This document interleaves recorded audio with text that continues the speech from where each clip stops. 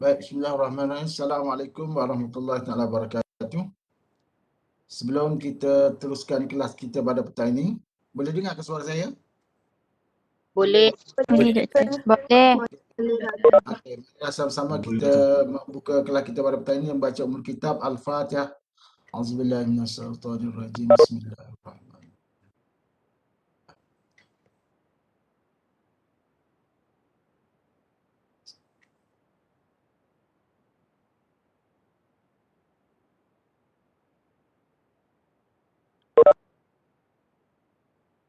Baik. InsyaAllah pada petang ini saya akan sambung kepada, rasa yang psikoanalisis dah habis kan? Yang psikoanalisis ni dah habis, dah selesai. Pada minggu lepas kita dah bincang kan? Betul ke? Yang ni dah selesai? Betul, Doktor. Minggu lepas kita berhenti sampai sini kan? Yang ni kita, so sepatutnya pada minggu ni kita sambung sini kan? Betul, Sekolah Doktor. ini itu kan? Alfred Adler. Okey. Baik, mana-mana individu yang dah masuk ke website ni, yang dah masuk online webex ini, minta pergi ke ruangan chat untuk tulis nombor matrik dan nama penuh. Baik, psikologi individu, Alfred Adler, pandangan dia tentang manusia. Apakah tanggapan dia terhadap manusia? Di mana dia merasa, dia menganggap bahawa manusia itu, manusia tak dapat hidup berseorangan. Manusia perlu berhubung dengan orang lain, manusia perlu ada kontak dengan orang lain, perlu bergaul dengan orang lain dan perlu interaksi dengan orang lain. Interpersonal dan intrapersonal. Dan setiap individu berkeinginan bermasyarakat. Setiap individu ada matlamat dan dia bukan masa kepada nasib dan boleh membina tujuan dan matlamat. Maksudnya setiap individu ni bukanlah dia dia boleh memperbaiki kehidupan dia. Dia bukanlah ditentukan oleh nasib-nasib dia sepanjang masa. Namun begitu dia boleh mengubah diri. Dia boleh mengubah diri, dia boleh membina tujuan, dia boleh membina matlamat. Itu maksudnya. Di mana manusia boleh buat perubahan. Bila berada dalam kelompok rasa selamat. Di mana manusia ni akan rasa selamat apabila bersama dengan orang lain. Dia rasa tidak selamat, dia akan rasa cemas, dia akan rasa takut, dia akan rasa risau apabila berada bersendirian, berkeseorangan. Dia akan rasa kesunyian. So apabila boleh bersama tu, manusia akan rasa selamat, rasa tenteram. Hilang rasa kebimbangan.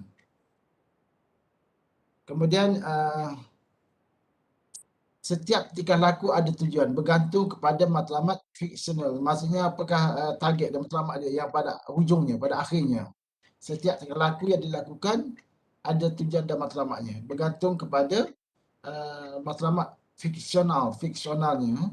Manusia dilahirkan dalam rasa rendah diri di mana serba kekurangan. Kita dilahirkan dalam serba kekurangan.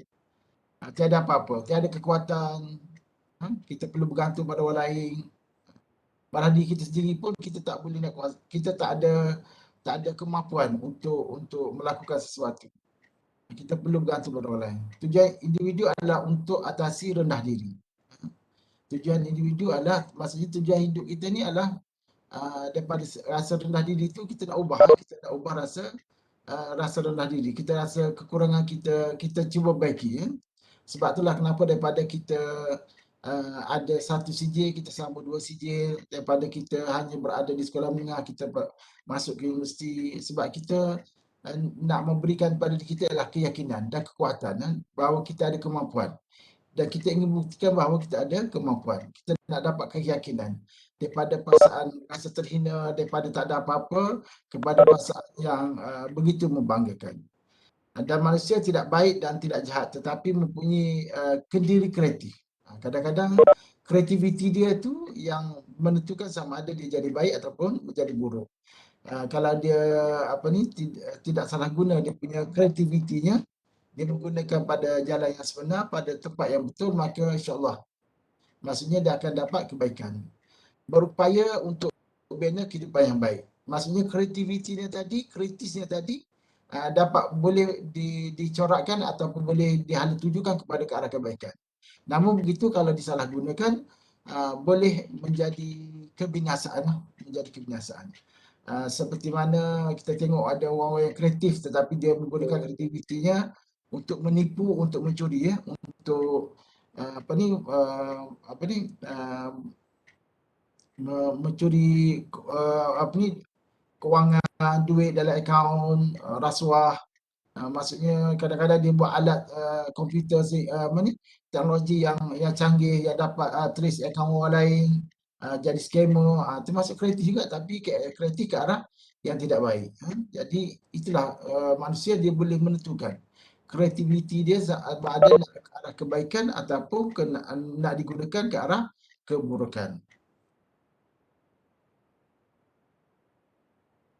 Dan faktor yang mempengaruhi personaliti adalah keadaan fizikal dan rupa paras. Maksudnya personaliti, kadang-kadang kita boleh tengoklah seseorang penampilan dia pada diri dia, pada fizikalnya, pada tubuh badannya.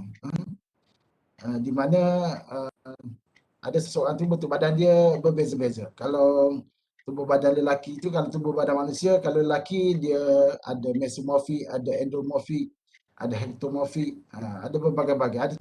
Ada tiga pattern, ada tiga bentuk tubuh badan dan rupa paras. Dan ia menampilkan dengan tiga bentuk personality. Ada yang personality tingkah laku yang agresif, ada bentuk personality yang pasif, right? Ada yang suka bergaul, ada yang tidak suka bergaul.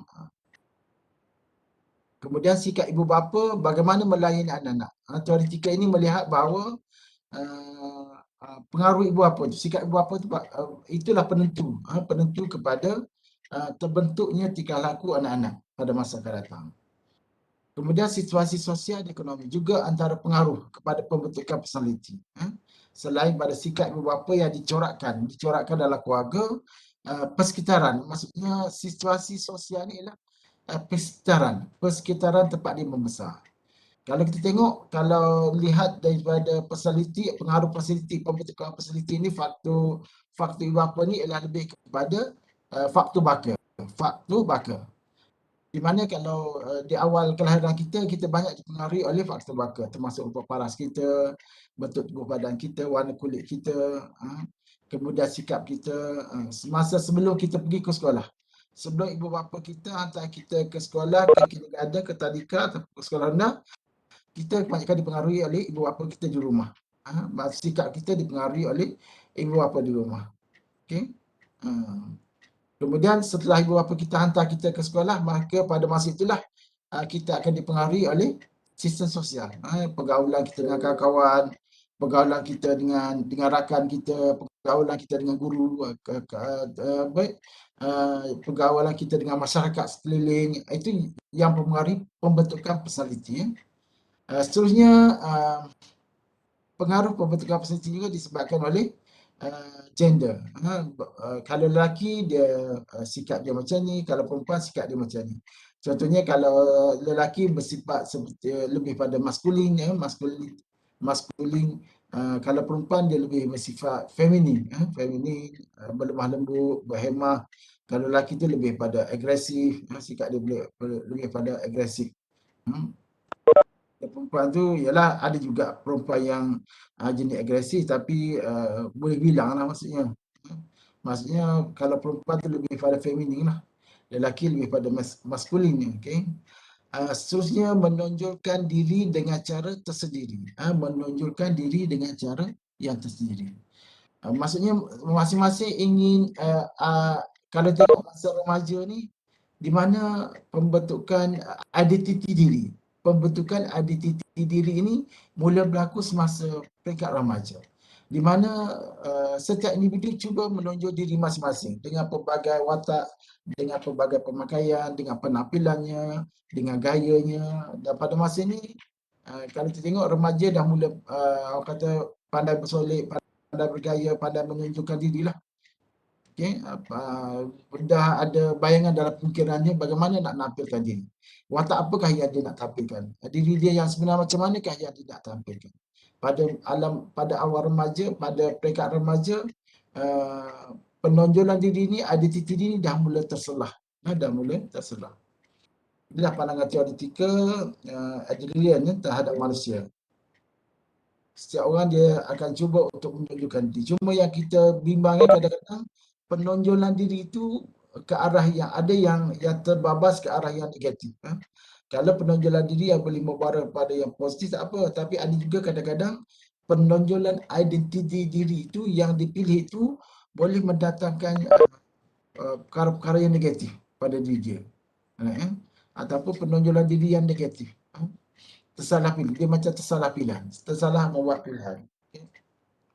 Contohnya dia jadi apa ni? K-pop lah apa semua kan. Kalau dulu dia ada apa ni? Penampilan diri hard rock lah kan. Yang ganas-ganas tu pemakaian yang copan camping yang belah sana belah sini, terkoyak sana terkoyak sini. Like macam hippies. Kemudian aplikasi terapeutik Adrian, dia macam ni, seboleh-bolehnya apabila kita mempelajari teoretika, cuba kita bayangkan teoretika atas diri kita. Sebelum kita gunakan pada orang lain, sebelum kita gunakan kepada klien dalam sesi kaunseling individu maupun kelompok, cuba kita fahami teoretika ni dalam bentuk diri kita dulu. Supaya kita boleh kita mudah faham ataupun mudah tahu cara bagaimana nak guna ataupun untuk memahami teoretika ini. Cuba kita bayangkan dalam diri kita. Adakah apa yang dinyatakan dalam teoretika ini benar? Seperti mana yang disenaraikan. Adakah kita begitu? Cuba bayangkan tadi kita dulu. Bila kita baca teoretika ni, cuba kita cerminkan diri. Cerminkan diri. Sebelum kita cuba cerminkan diri klien, pastikan bila kita mengenali teoretika ni, kita gunakan untuk cermin diri kita dulu. Kita gunakan untuk cermin diri kita. Jangan kita belajar teoretika ni dalam bentuk fakta, dalam bentuk information, maklumat-maklumat secara ilmiah. Tapi lebih kepada kita reflect pada diri kita. Lebih kepada kita muhasabah diri kita. Okay. Dan aplikasi terapeutik, aplikasi terapeutik Adlerian, dia tak panggil kondusif. Dalam kaunseling kita kenali sebagai kita wujudkan suasana terapeutik, hubungan yang terapeutik, suasana bilik kaunseling yang terapeutik. Kita tidak kenali tempat ataupun bilik kaunseling kita sebagai kondusif. Namun begitu, kita kenali bilik kaunseling individu dan kelompok itu sebagai bilik terapeutik. Hubungan antara klien dengan kaunselor dalam sesi kaunseling itu adalah hubungan yang terapeutik. Membina dan mengekalkan perhubungan terapeutik antara kaunselor dengan klien, hormat, menghormati dan percaya mempercayai. Percaya dan membina keyakinan, membina kepercayaan. Di mana seorang kaunselor dia perlu di awal sesi dia perlu membina hubungan rapat, repo, mesra dengan klien. Saling hormat, menghormati, saling percaya, mempercayai. Kemesraan. Sebab tanpa ada perasaan hormat, tanpa ada rasa percaya dalam diri klien terhadap kaunselor, kemungkinan besar sesi kaunseling akan jadi terbatuk. Sesi kaunseling itu tidak akan berjalan lancar. Akan jadi tersangkut-sangkut ataupun matlamat sesi kaunseling tidak akan tercapai. Kemudian membantu klien memahami cara hidupnya, membantu klien. Sebab itu saya kata kalau teoretika ni adalah untuk membantu klien untuk memahami hidupnya, dirinya, seboleh-bolehnya sewaktu kita belajar ni kita gunakanlah teoretika ni untuk memahami diri kita dulu. Betul ke apa yang diceritakan ataupun berapakah persamaan dengan apa yang kita lalui dalam kehidupan kita berdasarkan teoretika ini? Adakah lebih kurang 90% ataupun 100% ataupun 70% tepat ataupun 60% tepat. Jadi dengan cara itu kita boleh buat nilaian agak-agak teoretika manakah yang sesuai untuk diri kita memahami diri klien. Agak-agak teoretika manakah lebih tepat untuk kita mengenali diri kita dari klien. Kemudian menolong klien membina celik akal. Peranan teoretika ni adalah selain pada menjadi panduan pada kita untuk kita kenali diri klien, peranan teoretika ni juga adalah untuk kita menolong klien untuk celik akal, ataupun wujud kesedaran diri, ataupun keinsafan, ataupun kesedaran kendiri, mewujud kesedaran kendiri. Celik akal, celik hati, maksudnya membantu klien mencari alternatif tindakan dan membuat pilihan. Maksudnya apabila kita menggunakan teori, dalam masa sama kita boleh suggest kepada klien alternatif, jalan-jalan alternatif yang dicadangkan sebenarnya yang ada dalam teoretika kepada klien. Tujuan dia. Ini secara sepintas lalu mengikut teori Adler. Kemudian sebenarnya teoretika yang perlu dipelajari juga dalam semester ini ialah teoretika pemusatan klien. Teoretika pemusatan klien. Teoretika pemusatan klien ni bila dalam sesi, kalau kita tengok biasanya mana-mana kaunselor yang menggunakan teoretika ini, dia membiarkan atau memberi ruang kepada klien untuk lebih bercakap. Di mana dalam sesi ini klien lebih banyak masa diberi ruang untuk bercakap, untuk berinteraksi. Bukan kaunselor banyak bercakap. Untuk teoretika ini, di mana dalam sesi kaunseling klien lebih banyak bercakap. Maksudnya pemusatan klien ataupun person centered.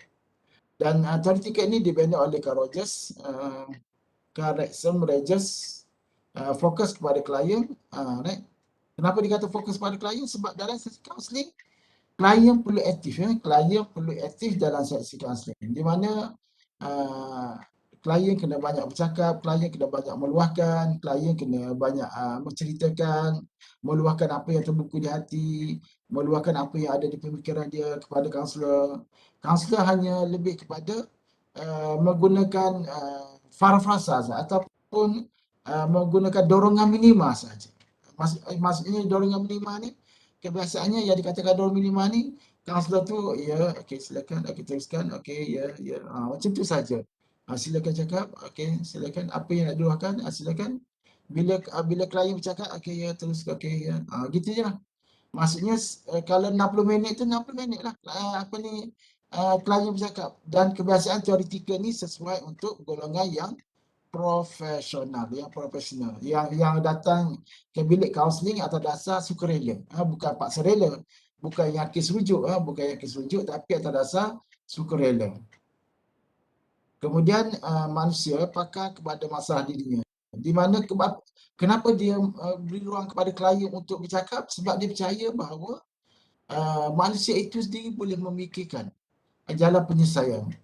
Dia percaya bahawa manusia itu boleh kreatif ataupun boleh mendapatkan jalan keluar untuk penyelesaian masalahnya. Hanya diri klien itu sendiri saja tahu bagaimana cara untuk menyelesaikan suatu masalah berbanding orang lain. Maksudnya dia percaya bahawa individu itu sendiri yang berhak untuk membuat pilihan jalan ataupun menyelesaikan permasalahan dia berbanding orang lain yang tak ada kena mengena. Kaunselor hanya wujudkan rasa selesa. Maksudnya apa yang dikatakan itu hanya kaunselor ni hanya menyediakan ruang saja. Menyediakan suasana yang terapeutik dalam bilik kaunseling untuk klien meluahkan. Di mana kaunselor lebih banyak berdiam diri dan yang banyak lebih bercakap ialah klien. Okey, boleh faham ke? Boleh faham ke? Boleh, Doktor. Okey, saya harap saya tidak bercakap dengan komputer. Saya harap saya tidak bercakap dengan skrin komputer. Saya harap bahawa di belakang sana tu ada orang yang mendengarnya. Okey. Doktor. Sebab yelah, bila bercakap dengan dinding ni kita rasa lain macam, kita rasa no idea, dia jadi hang, idea kita jadi hang. Berbanding dengan kita cakap depan orang, dia punya rasa feel dia lain. Bila kita bercakap berdepan dengan orang dengan kita bercakap dengan dinding. Yelah, kita cakap kat skrin komputer ni macam kita cakap dengan dinding lah. Kemudian, okay, di mana peranan kaunselor dalam sesi kaunseling yang menggunakan teori pemusat klien ni, dia hanya menyediakan suasana je kepada klien untuk bercakap. Sebab itulah kenapa teoretika ni sesuai untuk orang-orang yang cerdik pandai. Kalau orang tu yang jenis yang dia hantar ke bilik kaunseling ni memang dia ada masalah, dari segi sikap, dia sebenarnya tak nak pergi tapi telah dirujuk oleh jabatan, telah dirujuk oleh pihak disiplin, telah dirujuk oleh pihak sekolah, telah dirujuk oleh guru-guru ataupun telah dirujuk oleh ketua jabatan suruh pergi ke bilik kaunseling. Telah dirujuk kepada jabat agama untuk pergi kaunseling. Jadi kalau kes-kes macam ni, kalau orang tu yang tidak profesional, dia sukar untuk celik akal. Dia susah untuk celik akal. Dia sukar untuk insafkan diri. Jadi tak sesuai. Teori pemusatan klien ni ialah sesuai untuk golongan-golongan yang cerdik pandai, yang golongan perkembangan. Di mana klien-klien dia kategorikan klien perkembangan. Kalau klien yang bentuk klien yang dalam bentuk pemulihan, dia agak tak sesuai lah. Sebab kadang-kadang klien yang pemulihan ni dia bukan nak berubah pun, tapi kerana dia telah dipaksa, kerana undang-undang memaksa dia untuk berubah. Jadi dan dia dihantar ke bilik kaunseling pun kerana telah dipaksa. Jadi bila mana dah dipaksa ni amat sukarlah untuk dapat dia pun nak berhatilah untuk berubah diri dia. Tetapi kalau golongan-golongan yang pergi ke bilik kaunseling tapi atas dasar perkembangan ke diri, dia bukan bermasalah pun. Cuma dia nak buat pertimbangan jalan yang mana yang terbaik untuk dia, yang terbaik untuk dia lalui atau untuk dia bertindak dalam kehidupan ini. Dia dah yang terbaik tapi nak lebih baik kan. Contohlah katakanlah di sekarang kaki tangan kerajaan dan dia diberi peluang untuk kenaikan pangkat. Tapi namun begitu dia rasa macam dia fikir dia nak sambung belajar, dia nak dapat CJ lagi tinggi. Kalau sekarang katalah dia ada degree, dia nak sambung master. Tapi namun begitu dia sebenarnya telah diberi peluang untuk kenaikan pangkat. Namun dia rasa bersalah. Mana satu pilihan dia?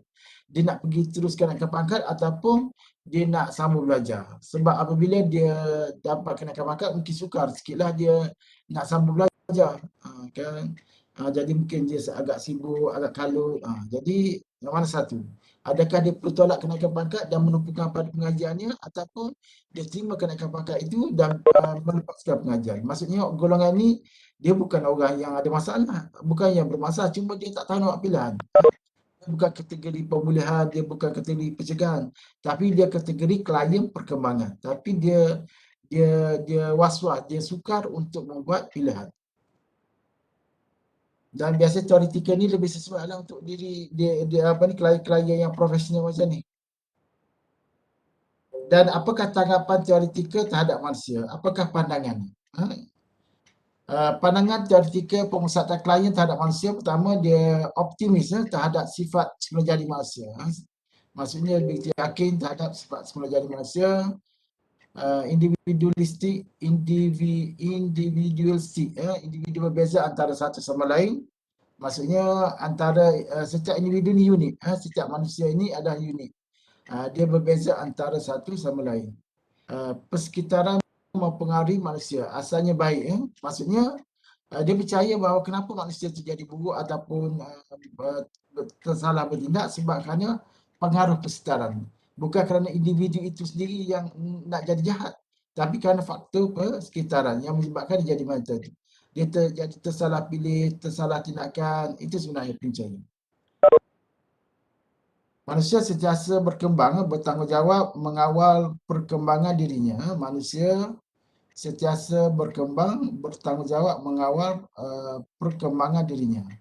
Di mana manusia sentiasa mengambil langkah-langkah untuk peningkatan dirinya ke arah kemajuan dirinya dan bertanggungjawab untuk mengawal perkembangan ke diri. Maksudnya setiap manusia dia ada cita-cita dia, ada keinginannya untuk dia maju dalam diri, dalam hidupnya. Meningkat daripada satu step kepada step, satu tahap ke satu tahap. Setiap manusia dia ada keinginan itu, kemajuan itu. Dan kaunselor tidak kawal ataupun pengaruhi keputusan klien. Sebab saya kata tadi, di mana mana-mana kaunselor yang menggunakan teori pemusatan klien biasanya dari tahap mengarah tu. Tahap mengarah ataupun tahap kawalan dalam sesi kaunseling ini tidak banyak berlaku, tidak banyak dilakukan oleh kaunselor. Kaunselor banyak menyerahkan 1% kepada klien untuk menghadirikan sesi kaunseling, untuk aktif dalam sesi kaunseling. di mana kaunselor tidak mempengaruhi keputusan klien. Klien sendiri akan berlaku celik akal. Cuma kaunselor menyediakan ruang saja sesi kaunseling untuk klien meluahkan, untuk datang untuk meluahkan apa yang terbuku di hati, apakah yang ada dalam pemikiran, yang mengusik pemikirannya. Apakah yang menyebabkan dia was-was, rasa bimbang, rasa risau, apakah yang menyebabkan dia rasa bersalah, kan?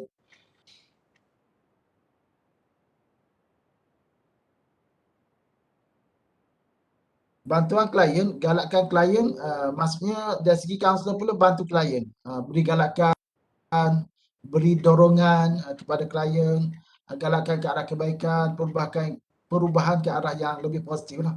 Maksudnya peranan kaunselor adalah menyediakan ruang kepada klien untuk membantu klien berubah atau berkembang ke arah yang lebih positif. Positif adalah syarat, positif adalah syarat kepada penghargaan ke diri. Okey, positif. Maksudnya kalau kita rasa kita menghargai diri kita, kita buatlah perkara-perkara yang baik. Perkara-perkara yang boleh memberi manfaat pada diri kita. Perkara-perkara yang positif. Itu maksudnya kalau kita menghargai diri kita.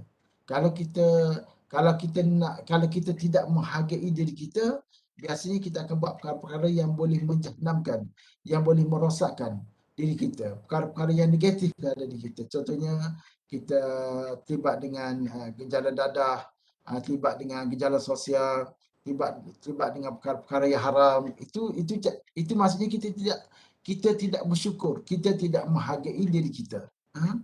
Ikut pandangan teoretikal ini, kalau kita bersyukur dengan apa yang Allah telah berikan pada diri kita, sifat penghargaan ke diri itu, kita akan bersikap positif lah. Kita akan bersikap positif, kita akan berfikiran secara positif. Kita tak akan buat perkara-perkara yang negatif, yang merugikan diri kita, yang merosakkan diri kita. Dan aplikasi teoretikal pemusatan klien ini ialah pertama, seorang kaunselor tu dia seorang kaunselor dia mesti mendengar secara aktif dan dengan teliti. Maksudnya peranan kaunselor untuk mendengar segala luahan klien secara aktif lah, dan teliti.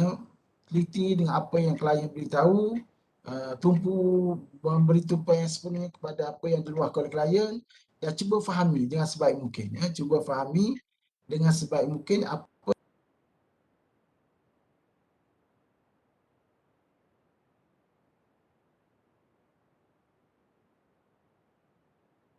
yang diluahkan oleh klien.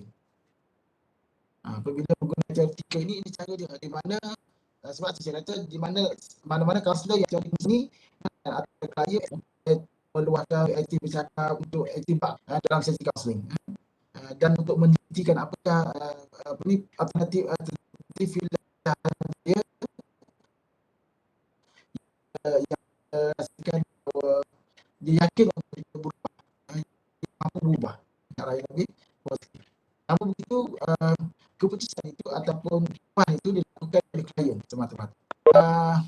Kaunselor juga digalakkan untuk empati. Apa kita empati? Empati ini memahami apa yang diluahkan oleh klien, memahami dari segi emosi, memahami dari segi mental, memahami dari segi spiritual, memahami dari segi tingkah laku klien, memahami. Maksudnya faham dan dapat merasai, faham dan berserta merasai apa yang ditanggung oleh klien. Faham dan juga merasai, menjiwai apa yang dilalui oleh klien. Itu dikatakan empati. Dan teoretikal ini juga mementingkan kepada congruence. Apa itu maksud congruent? Congruent ialah keselarasan. Keselarasan antara apa yang diperkatakan dengan apa yang difikirkan, dengan apa yang diluahkan dari segi emosi dan tingkah laku. Maksudnya keselarasan klien, kalau ikut pandangan teoretikal pemusatan klien, kalau ikut teoretikal ini, yang dikatakan klien itu bermasalah apabila dia tidak congruent. Apabila dia tidak congruent. Apa maksud tidak congruent? Dia tidak selaras. Apakah yang dia kata tidak selaras? Contohnya, yang dikatakan tidak selaras, dia lelaki tapi dia tindak seperti perempuan. Tidak selaras. Dia lelaki tapi dia perwatakan seperti perempuan. Itu dikatakan tidak selaras. Dia seorang Islam tapi dia tidak solat, dia tidak sembahyang. Itu dikatakan tidak kongruent tu. Yang dikatakan tidak kongruent apabila dia seorang Muslim. Tapi bila tanya salat tak? Sembahyang tak? Ada mengaji Quran tak? Semua tak? Situ tak? Zakat tak?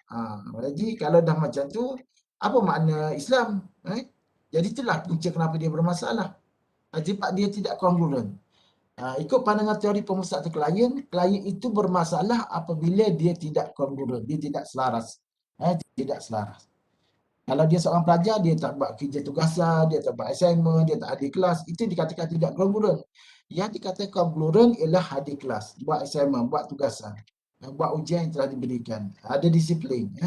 Itu dikatakan kongruent. Maksudnya kalau ikut pandangan teori ini, kenapa seseorang itu bermasalah? Sebab dia tidak kongruent, dia tidak selaras dengan apa yang sepatutnya dia lakukan. Kalau dia seorang bapa, dia mesti bertanggungjawab pada keluarga. Namun begitu, oleh kerana dia tidak kongruent, dia tidak bertanggungjawab. Oleh kerana dia tidak kongruent, dia memiliki sikap tidak bertanggungjawab terhadap keluarga. Itu maksudnya.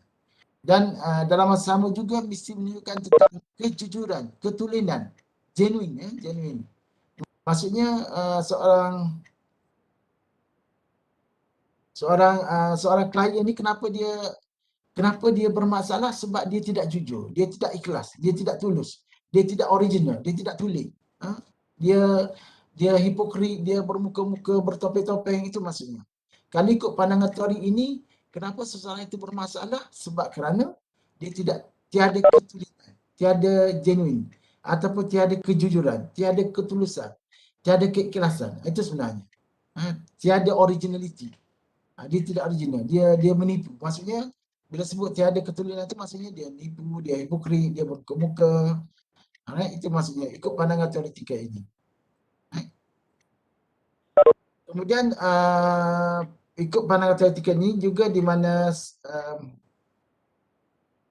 seorang klien itu kenapa dia bermasalah? Sebab dia menerima sesuatu itu dengan syarat, bukan dia di mana seorang klien yang dikatakan tidak bermasalah apabila dia menerima suatu perkara itu tanpa syarat. Di mana kalau dalam Islam kita senang saya menggunakan lebih related ataupun lebih sesuai dengan perkataan redha lah dalam Islam. Di mana dia tidak redha dengan apa yang berlaku.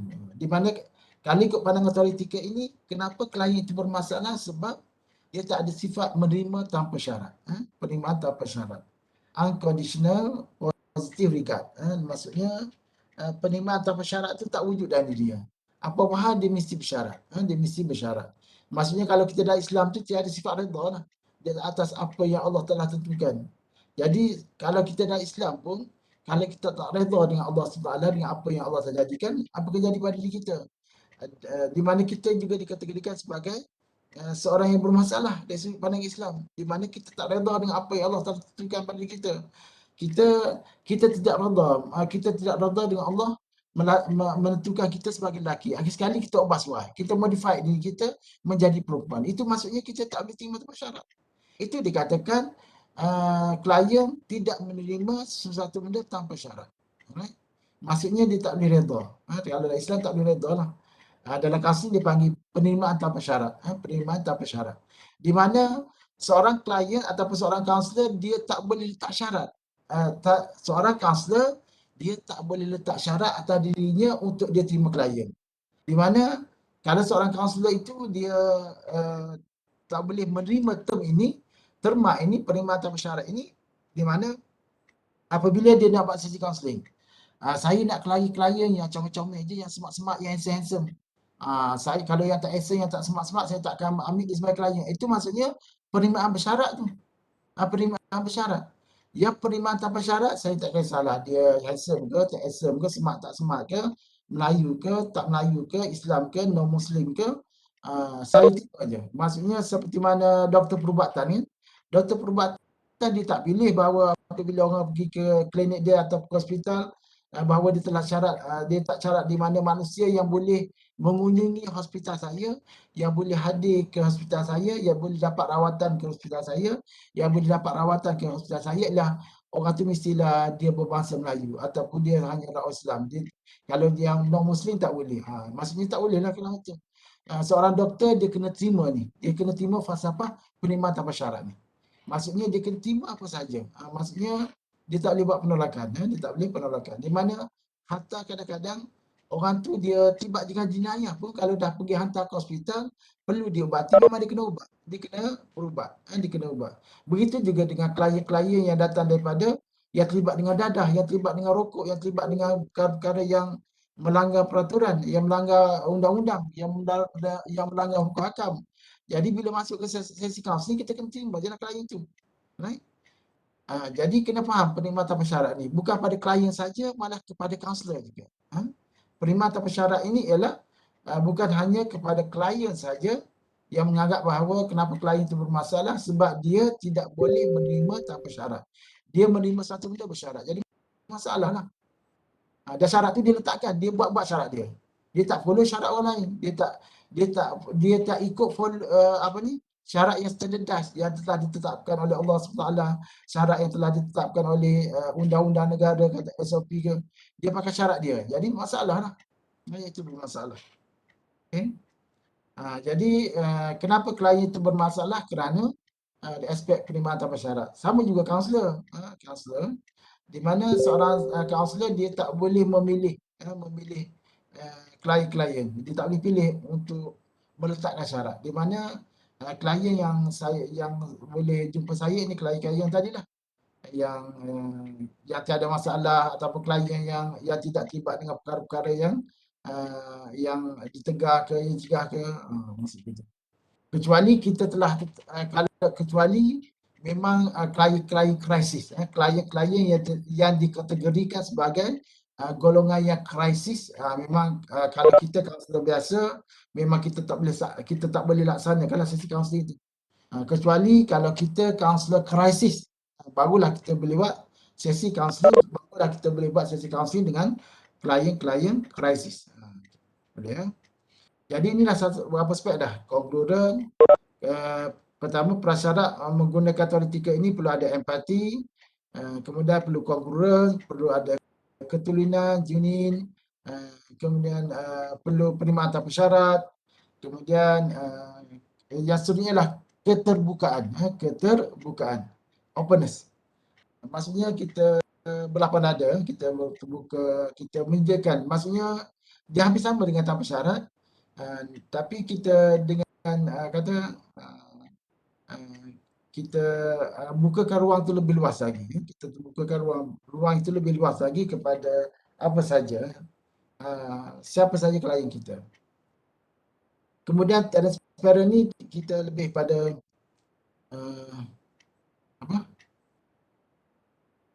kejelasan. Kita mesra serta menghormati klien. Transparent ni kita tak ada orang kata bermuka-muka lah. Kita tak bermuka, kita telus, kita jelas. Kita mesra dengan penuh kejujuran. Kemudian memberi fokus kepada perasaan yang memberi fokus kepada perasaan yang timbul. Memberi fokus kepada perasaan yang timbul. Contohnya, dalam sesi kaunseling, semasa klien sedang bercakap, dia ada terluah perasaan. Contohnya, rasa tak senang hati, rasa cemburu, rasa tak suka ke, rasa cemburu hati ke. Jadi biasanya, kalau dalam sesi kaunseling, tiba-tiba klien tersebut benda macam itu kan, tercakap dalam sesi kaunseling aspek luahan perasaan dia itu. Maka dalam sesi kaunseling kita akan tumpukan kepada perasaan tersebut yang telah diluahkan oleh klien. Okay. Berinteraksi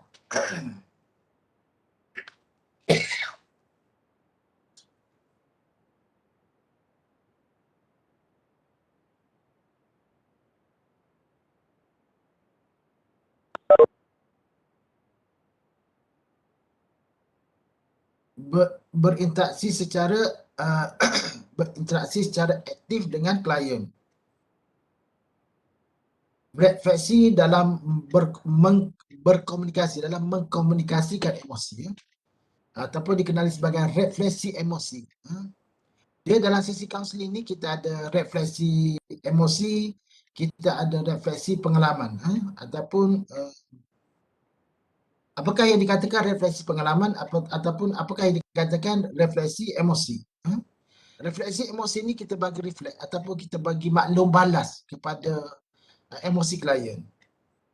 Contohnya, Ani rasa, saya dapat rasakan apa yang Ani luahkan, di mana Ani rasa begitu sedih sejak peristiwa itu berlaku. Betul kan Ani?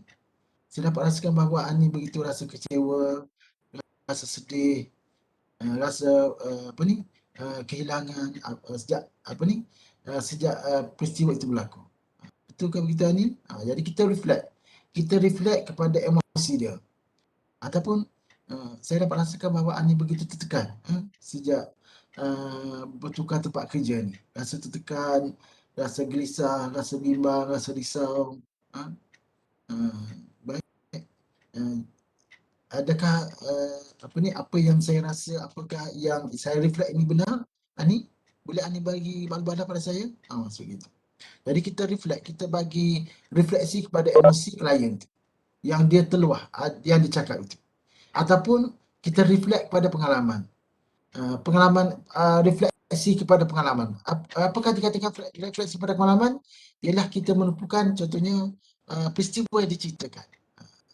Sejak saya bertukar tempat, apa yang saya fahamkan sejak Ani bertukar tempat kerja yang baru ini, Ani mula rasa macam, Ani rasakan macam Ani rasa tekan, Ani mula rasa cemas, Ani rasa gelisah, Ani rasa tidak tenteram.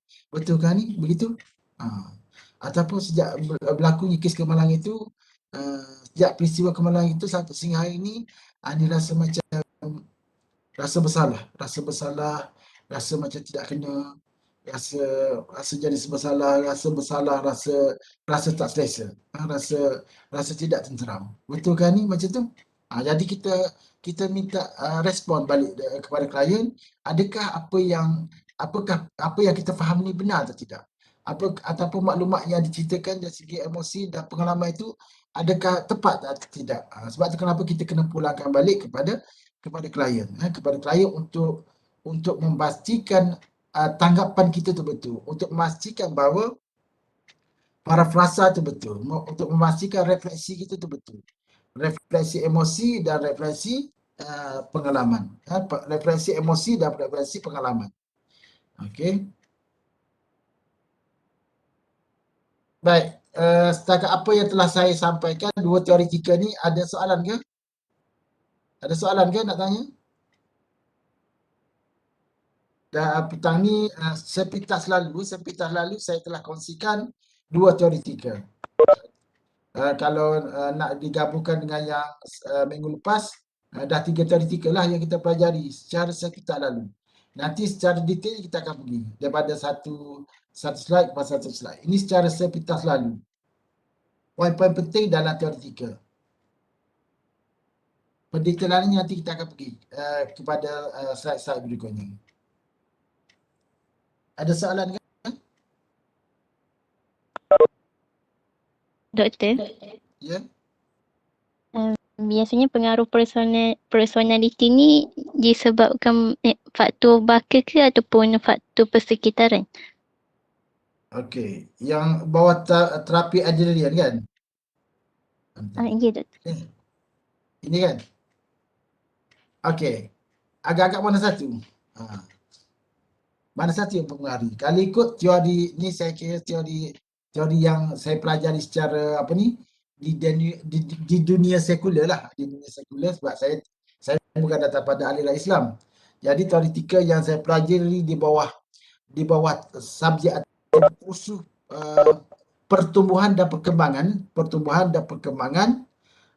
di mana pada peringkat awal, pada peringkat awalnya perkembangan ataupun personality kita ni dipengaruhi oleh faktor baka. Faktor baka. Sebab itulah kenapa dalam Islam penting sangat apabila kita nak mendirikan rumah tangga, penting sangat kita menilai, kita melihat kita punya pasangan kita tu. Sebab apa? Sebab dia akan menentukan baka. Melihat dari segi apa? Dari segi perangainya, sikapnya, tingkah lakunya. Selain pada melihat dari segi kedudukan, kekayaan, ilmu pengetahuannya, yang penting dari segi orang kata keimanan dia, keislaman dia. Dari segi kebersihannya, kesihatannya. Itu penting. Sebab dia akan mewarisi baka tadi. Sebab dengan baka ni akan mewarisi bentukan personality. Katakanlah kita kahwin dengan orang yang agresif, orang yang perangai tak apa-apa, yang bertingkah laku tak apa-apa, yang buat benda-benda yang kerja-kerja haram. Dan kemungkinan besar sikap itu, perilaku itu akan mempengaruhi anak-anak kita, zuriat kita. Sama juga kalau sekiranya, kalau katakanlah kita kahwin dengan orang-orang yang sebenarnya dalam tubuh badannya dah ada penyakit. Dia dah ada penyakit. Contohnya katakanlah dia dah ada HIV lah gitu kan.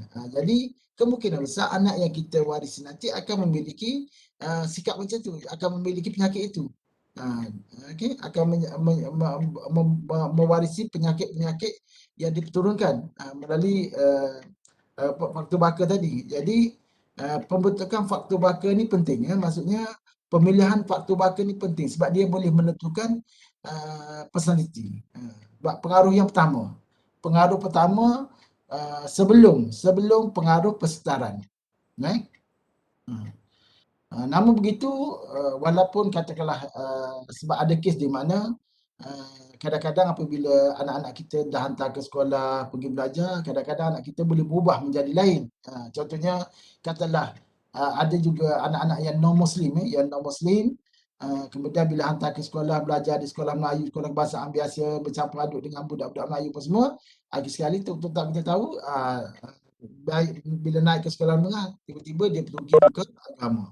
Ini faktor persetaraan. Faktor persetaraan. Maksudnya, dia telah mengubah personalitinya daripada bukan Islam kepada Islam. Dan siapa yang mempengaruhi? Keluarga dia ke atau persetaraan? Persetaraan. Ustaz dia, guru-guru dia, kawan-kawan dia, kawan-kawan Melayu dia, family dia tidak mempengaruhi dia untuk dia tukar agama. Itu maksudnya, jadi ada dua. Tapi tubuh badan dia, jasad dia masih bentuk seperti mana keluarga asal dia. Sifat dia, muka dia, rupa paras dia dipengaruhi oleh faktor baka.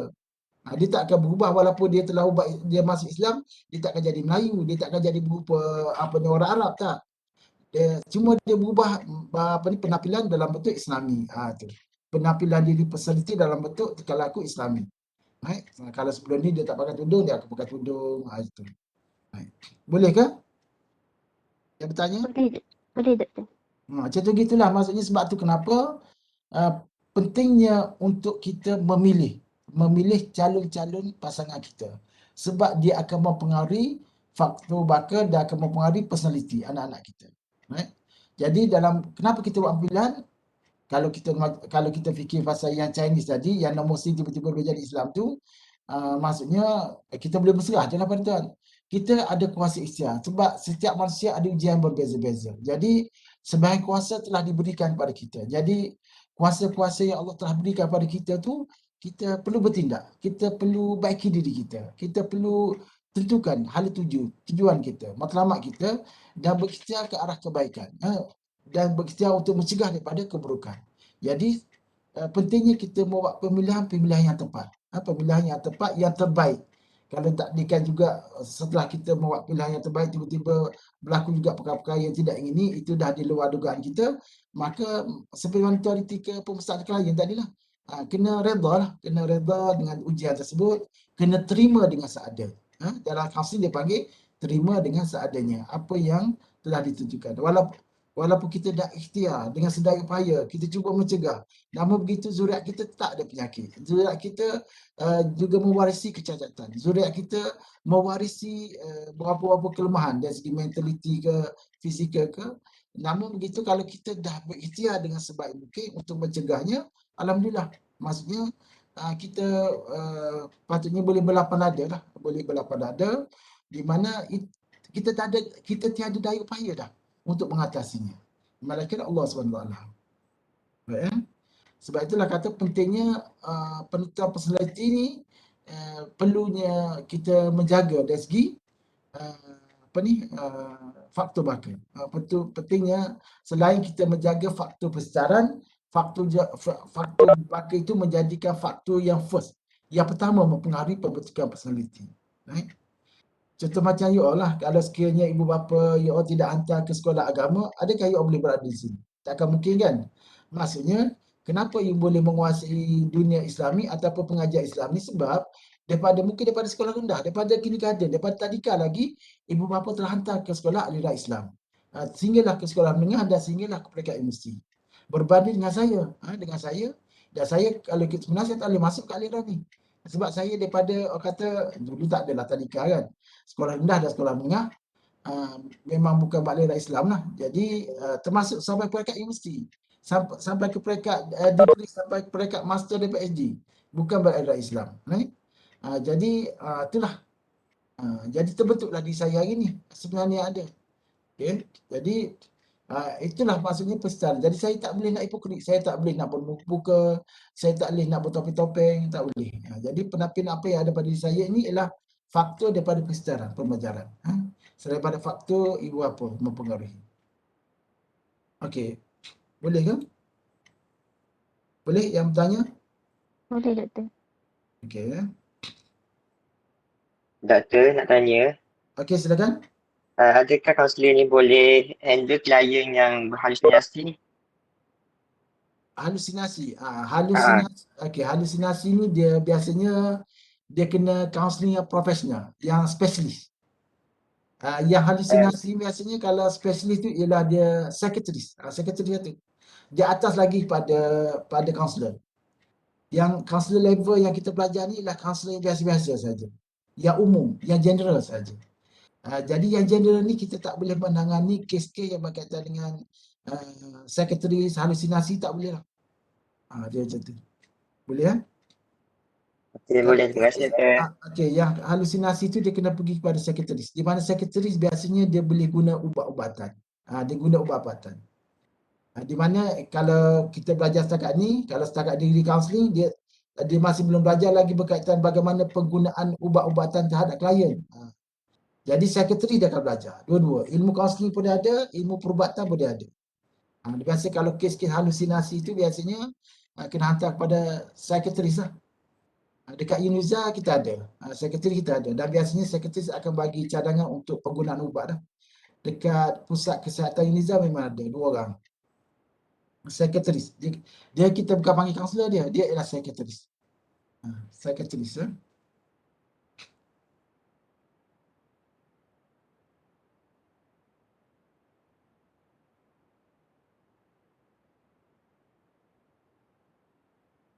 Okey, lagi ada soalan ke? Ada lagi nak tanya? Doktor, saya ada soalan. Ya, silakan. Kalau tengok pada pandangan Alfred Adler, dia kata bila manusia berada dalam kelompok, manusia akan rasa selamat. Jadi macam mana kalau orang tu dia jenis yang introvert, dia jenis tak suka bergaul dengan manusia, adakah dia dikira bermasalah? Okey. Baik.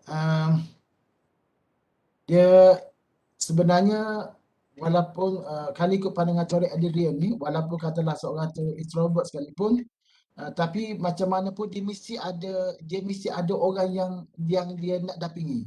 Dia mesti ada orang yang dia rasa percaya. Kalau tidak semua pun, kalau tidak ramai pun, mesti orang-orang yang tertentu sahaja yang boleh mendampingi dia. Dan dia bukan sepanjang masa boleh bersendirian. Kalau dia nak kontak manusia pun, dia mesti kontak orang yang dia betul-betul percaya. Ataupun yang betul-betul ngam dengan jiwa dia. Orang-orang introvert ni bukanlah kata dia sepanjang masa boleh berada bersorangan. Namun begitu, dalam dia berhubung, memang dia, orang kata insan-insan yang boleh berhubung dengan dia tu memang betul-betul yang betul, orang kata terpilih lah. Dia tidak kawan semua orang, dia tidak bergaul semua orang. Tapi dia hanya beberapa orang saja dan beberapa orang ni memang terpilih. Yang betul-betul ngam dengan dia. Itu maksudnya ikut teori ada di mana tak ada seorang pun yang boleh berada di satu tempat seorang diri. Tanpa diberi bantu orang lain. Hatta dalam kita pun sebenarnya dibesarkan dalam keluarga, dalam family. Malah kita dibantu oleh keluarga kita, oleh ibu bapa kita. Maksudnya itu pun manusia. Di mana kita walaupun kita minat bersorangan, namun kalau ibu bapa kita tak ada, adik-beradik kita tak ada, kita tak akan duk selesa. Sehari dua mungkin boleh, tapi tidak akan boleh selamanya. Itu maksudnya yang dimaksudkan oleh ahli Adrian. Maksudnya ada setengah memang wujud manusia yang jenis introvert macam tu, yang jenis pendiam, yang kadang-kadang ada lebih banyak masa suka bersendirian, berada dalam bilik berbanding pergi bergaul sosial di mall-mall ataupun di shopping-shopping komplek ataupun pergi bersosial di pantai-pantai ke, malah dia kadang-kadang cuba larikan diri daripada tempat-tempat yang menjadi tumpuan awam. Dia kalau boleh pergi tempat yang sunyi-sunyi, yang sepi-sepi, yang terasing tu dia suka. Tapi namun begitu dia tak boleh selamanya berada gitu. Dia juga tak boleh selamanya berada dalam situasi itu. Macam mana pun dia akan cuba untuk berhubung dan kontak dengan manusia. Dia tak akan boleh hidup bersendirian walaupun dia introvert sekalipun. Masa tu maksudnya. Boleh faham ke? Doktor, kasih doktor. Okey, sama. Right? Walaupun maksudnya dia extrovert pun dia ada limitasi, dia ada hak dia. Dia tak boleh kata setiap hari dia macam tu, setiap bulan dia macam tu, setiap tahun dia macam tu. Tak boleh. Macam mana pun dia akhir sekali dia kena kontak dengan manusia. Tapi kebiasaannya orang introvert ni, orang yang dikontak tu orang yang terpilih lah, yang betul-betul ngam, yang satu kepala dengan dia, yang sehati sejiwa dengan dia, yang saling faham memahami dia. Dia tak akan kontak sembarangan lah. Berbanding dengan orang sosial ni pergi situ pun kenal, sini kenal, orang tu kenal, dia kenal, orang tu dia hubung, orang tu dia cakap, orang ni dia cakap, dia suka pergi tempat-tempat orang yang ramai-ramai yang kerangan, dia sukalah untuk dia lebih berkenal dengan orang tu, kenal orang sosial, orang yang interpersonal dia begitu kuat, orang yang intrapersonal yang begitu kuat, yang banyak kontak dalam diri, yang banyak bercakap dengan diri, yang banyak muhasabah diri, yang banyak menilai diri, yang self-talknya banyak kepada diri, maksudnya orang ni biasanya dia tak banyaklah kontak keluar, dia tak banyaklah kawan-kawan yang dia kontak. Maksudnya kalau dalam handset dia tu ada beberapa orang tertentu ialah yang dia percaya, yang dia boleh luahkan, yang boleh diceritakan. Right? Namun begitu dia still masih perlu pada manusia. Dia perlu kepada manusia. Itu maksudnya. Setiap kita perlu pada manusia. Cuma yang extrovert tu dia lebih terpilih. Dia terpilih. Berbanding dengan sosial, dia tidak terpilih, dia tak kisahlah siapa kawan dia pun, bahasa apa, keagama apa, dia tak kisah. Yang penting dia boleh berkawan, dia boleh bersosial, dia boleh dapat maklumat, dia boleh bertukar-tukar pandangan. Okey, boleh ada lagi tak soalan? Nak tanya terapi Adrian ke, teori pemusatan klien ke? Bagaimanakah cara penggunaan dalam sesi kaunseling? Ada lagi ke?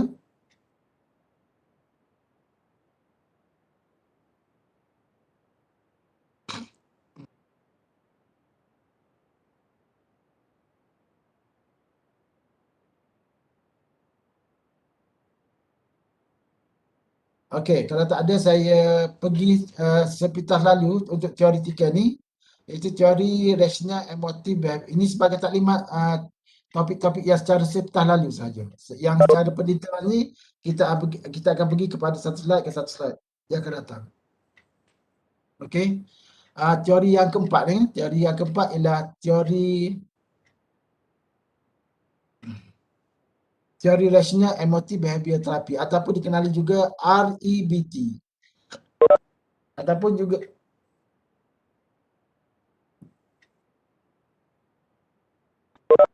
saya tahun ni memang kesihatan saya memang orang kata begitu mencabar lah. Down sangat. Saya punya kesihatan saya memang down sangat. 2021 ni memang down sangat. Memang hampir setiap hari nak kena telan ubat. Jadi memang tak selesa sangat tahun ni. Okay. Dari tahap badan saya tu memang tak kuat sangat lah. Rasa sangat berbanding dengan tahun sebelum ni. Baik, teori yang keempat ialah teori rasional emotif behavior therapy ataupun juga dikenali sebagai REBT. Ataupun kadang-kadang teoretikal ini juga dikenali sebagai teoretikal ABCDE, ABCDE ataupun teori ABC. Dia nama dia pelbagai-bagai teoretikal ni. Boleh panggil REBT boleh panggil apa ni, teori ABC boleh panggil teori rasional emotive behavior therapy boleh. Tetapi teoretikal ni semasa saya di peringkat degree dulu, bila saya belajar di UPM, teoretikal ni dia tak ada lagi behavioral ni. Behavioral ni dia belum ada lagi. Dia hanya ada teori rasional emotif saja. Dia ada dua saja teoretikal ni. Tapi apabila saya sambung di peringkat master, barulah dia wujudkan teori, dia wujudkan komponen behavior, komponen tingkah laku. Jadi teoretikal ni dia baru saja ada unsur modification lah. Tapi kalau baru pun lebih kurang 2000 apa? 2005, 2007 itulah. Dia modification. Ada pertambahan dari segi behavior, tingkah laku. Sepelopornya ialah Albert Ellis. Albert Ellis. Di mana proses kaunseling menolong individu itu mengenal dan menerima kelakuan yang diterima, yang sepatutnya diterima. Kaunseling individu menolong klien berfikir dan bertindak dalam bentuk rasional. Sebab itulah kenapa mana-mana kaunselor yang menggunakan teoretikal ini, bagi dia menganggap kenapa klien itu bermasalah. Kenapa klien itu bermasalah? Sebab kerana klien itu memiliki pemikiran yang tidak rasional. Kenapa klien itu bermasalah? Sebab dia memiliki pemikiran yang tidak rasional. Kalau ikut teoretikal ini, kenapa klien itu bermasalah? Kerana dia tidak rasional. Di mana bila dia tidak rasional, dia akan jadi emosional lah. Di mana emosinya mempengaruhi tingkah lakunya. Kalau dia sepatutnya rasional berada di depan, tapi bila mana dia tidak rasional ataupun dia irrational thinking, maka emosional akan mengatasi, mempengaruhi tingkah laku. Jadi bila ada emosi mempengaruhi tingkah laku, dia sudah bermasalah lah. Dari sudut teoretikal ini, klien itu bermasalah apabila klien itu emosional, iaitu dia tidak rasional. Baik. Albert Ellis berpendapat manusia boleh berfikir secara rasional, tetapi emosi boleh mempengaruhi fikiran dan tindakan. Seperti yang saya kata tadi, kenapa klien itu bermasalah? Sebab kerana dia dipengaruhi oleh emosi. Dan seorang klien itu dikatakan baik ataupun dikatakan bagus ikut pandangan Albert Ellis apabila dia berfikiran secara rasional. Di mana klien itu dikatakan dia berada dalam situasi yang baik, yang efektif, yang berkesan apabila dia menggunakan pemikiran yang logik, pemikiran rasional, pemikiran yang waras. Dia menggunakan fikiran dia dalam dia bertindak. Dia tidak menggunakan emosi dia dalam dia bertindak.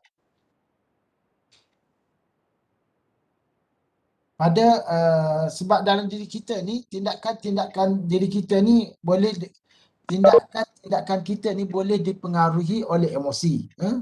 Pada peringkat awal kelahiran kita ke muka bumi ini dulu, sebenarnya segala tindak tanduk kita bukan dikawal oleh mental.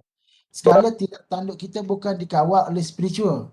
Tetapi segala tindak tanduk kita sejak kita dilahirkan, di awal kelahiran kita, waktu kita berada dalam dunia bayi dulu, sehingga kita masuk ke alam kanak-kanak dan masuk ke alam remaja, yang banyak mempengaruhi diri kita, tindakan kita ialah emosi berbanding dengan fikiran.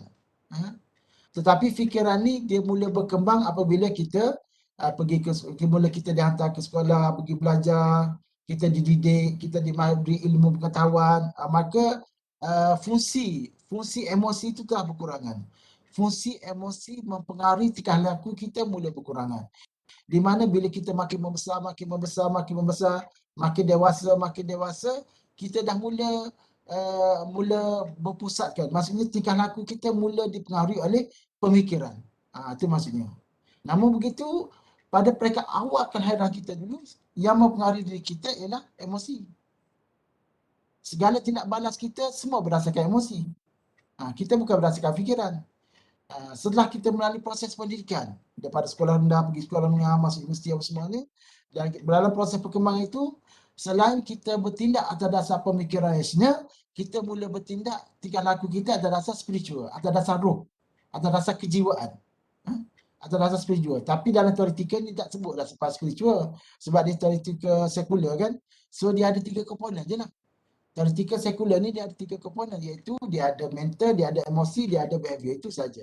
Spiritual dia tak ada. Itu antara prinsip-prinsip yang ada pada theoretical counselling yang sekular ni, yang daripada US ni. Dia tak ada aspek spiritual. Cuma kalau dia spiritual pun, dia bukan setuh dari segi ketuhanan, tapi dari segi hati, macam tu je lah. Dari segi kejujuran, ketulusan, itu saja. Tapi dari aspek keimanan tak ada. Aspek keimanan dia tak ada. Dia tak sentuh sampai saat itu. Namun begitu dalam sesi kaunseling kita bersama klien, kita kena sentuh aspek itu kalau sekiranya klien itu Muslim. Takkan selesai suatu permasalahan klien kalau dia seorang klien yang Muslim. Pengalaman saya lah dengan menggunakan teoretikal barat ni. Takkan boleh selesai. Memang takkan boleh. Tak boleh selesai lah. Gitulah. Melainkan kita pergi cek kebahagiaan spiritual. Hubungan dia dengan ketuhanan. InsyaAllah. Kalau kita cek bahagian situ, biasa dia akan selesai lah. Banyak benda boleh dia selesaikan. Yang ni hanya asas saja. Yang ni asas saja SOP untuk kaunseling. Namun begitu apabila klien-klien Islami, berdasarkan pengalaman saya menjadi kaunselor, tak seorang klien yang Islami itu tak akan mampu untuk menyelesaikan suatu masalah, melainkan kita bawa dia ke arah spiritual. Kalau kita dah cek dah dia punya mentalitinya, rationalitinya, kita dah cek dari segi emosinya, kita telah cek dari segi behavior, tingkah lakunya. Tapi kalau kita tinggalkan dari aspek spiritual, maksudnya kita rawat klien kita yang Muslim ini mengikut cara acuan sekular, maka tak akan ke mana lah. Namun begitu template yang US ni kita kena belajar. Template US, standard SOP counselling yang telah ditetapkan oleh US ni kita kena ikutilah. Kena follow. Kita kena ikutlah sebab ini asas dia. Yang kita nak tambah dengan spiritual tu, itu pengalaman kita lah. Yang itu tambahan saja. Tapi dalam teoretikal yang sekular ni dia tak sebut dah sampai tahap tu. Dia tidak sentuh sampai tahap keimanan. Keimanan. Okey. Pada pendapat beliau, pada pendapat Albert Ellis ni, di mana dalam diri kita dia ada sistem kepercayaan, ada belief system, sistem kepercayaan ataupun belief system, di mana manusia itu penting. Tanggapan, belief system ni ialah suatu tanggapan. Dalam pemikiran kita ada suatu tanggapan atau belief system. Belief system. Ada suatu tanggapan atau sistem kepercayaan. Kemudian sistem ini adalah cara manusia menerima realiti, dan sistem ini juga memberi kesan kepada cara manusia melihat dirinya. Sistem ini adalah cara manusia menerima realiti, bagaimana dia menerima realiti ataupun dia hanya tanggapan. Kalau dia hanya anggap ataupun hipotesis saja, andaian saja, tak boleh. Okey. Di mana cara dia menerima realiti, di mana kenapa klien itu bermasalah kalau ikut teoretikal ini, sebab kerana belief system dia. Kalau ikut teoretikal ini, yang kata tadi, satu tidak rasional, yang kedua dia memiliki belief system yang salah, sistem kepercayaan yang salah, sistem tanggapan yang salah. Dia telah menerima sistem kepercayaan yang salah, dia tersalah tafsir dari segi realiti. Okay. Sistem ini juga memberi kesan kepada cara manusia melihat dirinya, dan dari segi refleksinya, dari segi muhasabah dirinya. Dan menurut Ellis percaya bahawa klien sendiri yang memulakan gangguan kepada emosi dengan kepercayaan yang tidak rasional. Klien sendiri yang memulakan gangguan kepada emosi. Kenapa emosi dia terganggu? Kenapa emosi klien terganggu? Sebab kerana dia sendiri yang membuat gangguan tersebut. Maksudnya kerana apa? Kerana telah memiliki satu tanggapan ataupun suatu sistem belief atau satu sistem kepercayaan yang salah. Akhir sekali dia telah mengganggu emosi dengan kepercayaan yang tidak rasional. Yang dikatakan ini adalah sistem kepercayaan tadi yang tidak rasional. Suatu tanggapan yang tidak rasional. Suatu tanggapan yang tidak rasional. Tak apa, nanti saya akan bagi contoh. Saya akan bagi contoh bagaimanakah dikatakan suatu sistem kepercayaan yang tidak rasional. Klien yang memiliki sistem kepercayaan klien yang memilih sistem kepercayaan mereka. Klien yang memilih. Sama ada dia nak percaya atau tidak aspek itu, maka dia yang milih. Dan tugasan kaunselor ialah mengubah sistem kepercayaan yang tidak rasional dalam diri klien kepada yang lebih bermanfaat dan lebih rasional lah. Itu tujuan dia. Di mana peranan kaunselor ialah mengubah tanggapan itu. Mengubah tanggapan ataupun mengubah sistem kepercayaan yang ada dalam pemikiran klien supaya menjadi lebih rasional, supaya menjadi lebih realiti, supaya lebih jelas, lebih telus, lebih betul, supaya memberi manfaat kepada klien. Okey. Agak boleh faham tak yang ni? Yang belief system ni, yang apa ni? Yang sistem kepercayaan ni? Boleh doktor. Siapa Boleh, boleh Doktor. buat apa dia? Boleh doktor. Boleh faham doktor. Boleh faham. Okey, siapa boleh bagi contoh sistem kepercayaan tu macam mana? Yang dikatakan tidak rasional, sistem kepercayaan yang tidak rasional. Tanggapan yang macam mana? Siapa boleh bagi contoh? Saya nak cuba doktor. Okey, silakan. Contohnya seseorang tu tak buat kerja sekolah. Okey. Lepas tu cikgu marah dia. Lepas tu dia fikir cikgu tu tak sayang dia ataupun cikgu tu nak nak malukan dia. Lepas tu dia buat perkara-perkara yang tak elok. Okey, good. Betul lah tu. Alhamdulillah, bagus. Betul, tepat sekali. Maksudnya dia telah meletakkan satu tanggapan yang salah kepada tindakan yang telah dilakukan oleh cikgu dia kan. Di mana dia menganggap mungkin cikgu dia tak suka dia ke, cikgu dia benci dia ke. Kalau sekiranya dia telah tanggap bahawa dengan cikgunya memberi hukuman pada dia itu ialah suatu untuk memastikan dia bertindak positif kerana demi kasih sayang dia supaya dia belajar dengan rajin, supaya dia jadi pandai, maka itu tanggapan yang betul.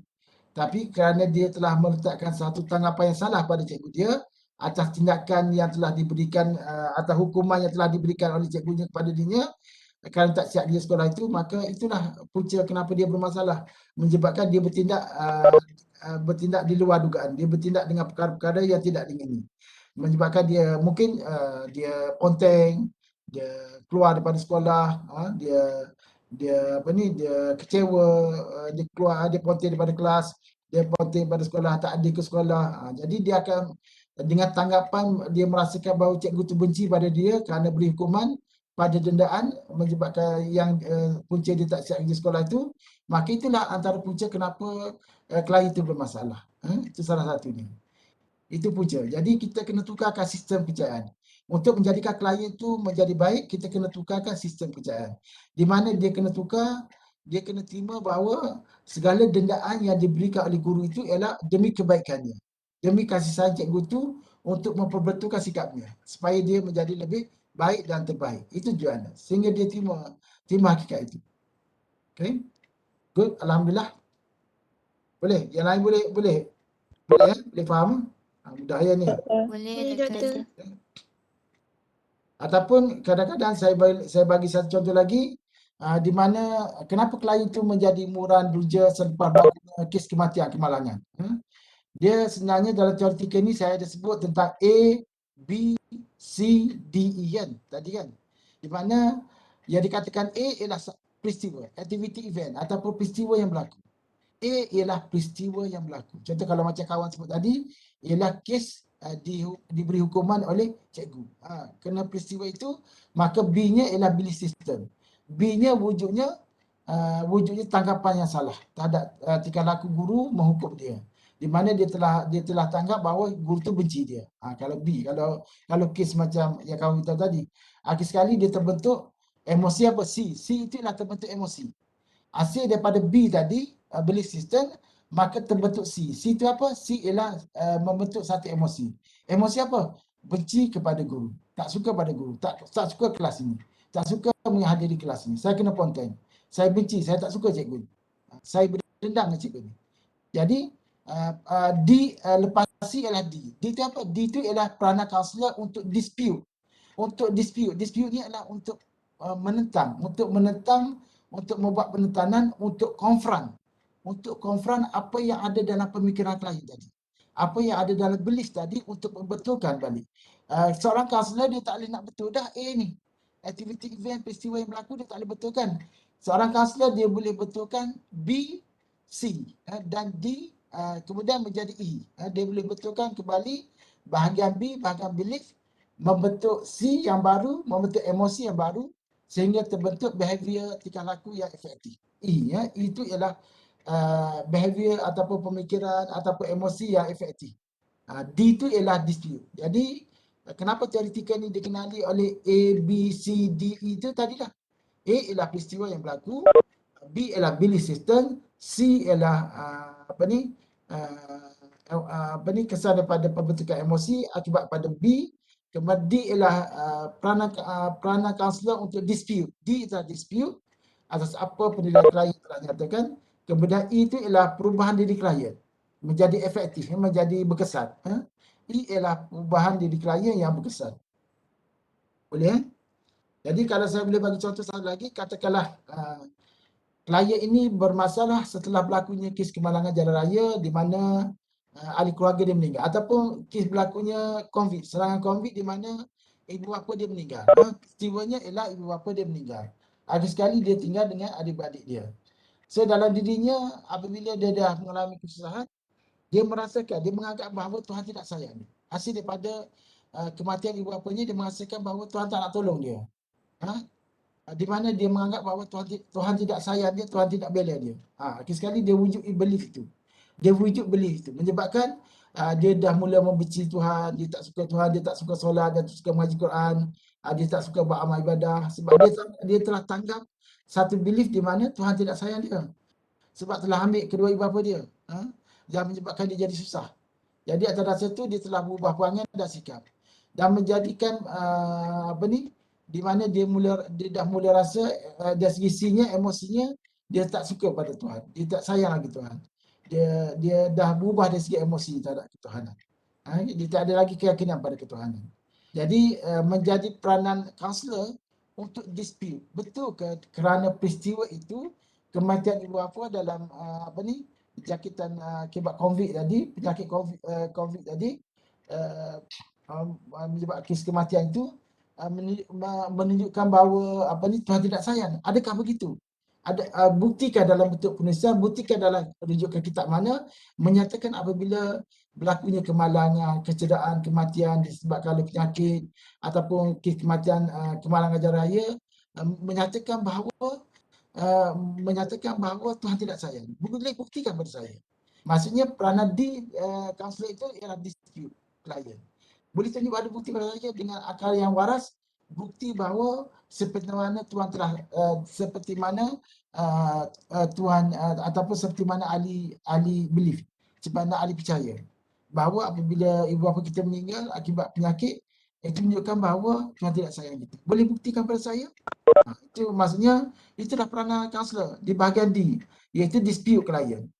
Kita akan minta supaya klien buktikan apa rasionalnya, mana buktinya, merujukkan kitab mana, menunjukkan hadis mana, merujuk pada ayat-ayat mana, hadis mana, ataupun buku-buku rujukan mana menyatakan demikian.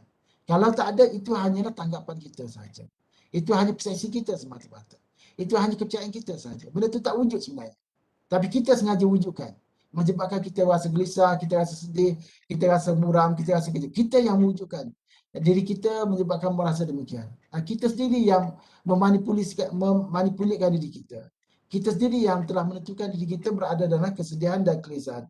Sebenarnya tanpa dengan kita tidak berfikiran demikian, dengan kita reda dengan apa yang telah ditentukan oleh Tuhan dan kita rasa itu sebagai dugaan daripada Tuhan, kalau kita memiliki tanggapan itu, tanggapan yang positif, maka kita tak akan demikian. Kita tidak akan berada seperti mana ada sekarang. Kita akan terus ceria dan akan teruskan kehidupan ini. Right? Jadi itulah caranya bagaimana seorang kaunselor menggunakan teoretikal ini dalam sesi kaunseling.